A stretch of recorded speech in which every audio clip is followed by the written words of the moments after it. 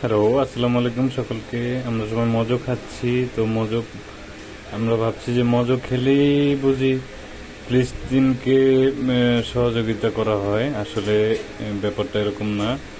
আমরা মজো খাওয়ার পরে যে মজোতে যে স্ক্যান হেয়ার বারকোডটা দেওয়া আছে, এখানে স্ক্যান করলে হ্যাঁ, তারপর একটা ব্রাউজার আসবে, ওখানে ক্লিক করলে এখানে 1 টাকা ডোনেট হবে ফিলিস্তিনের পক্ষে।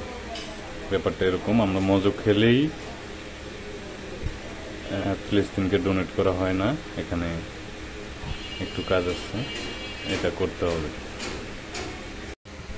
তো আমি সিস্টেমটা দেখিয়ে দিচ্ছি। আমি স্ক্রিন রেকর্ডের মাধ্যমে এইভাবে স্ক্যান করে বারকোড আমাদের ডোনেট কাজ সম্পন্ন করতে হবে, অন্যথা শুধু শুধু মজো খেয়ে কোনো লাভ নেই।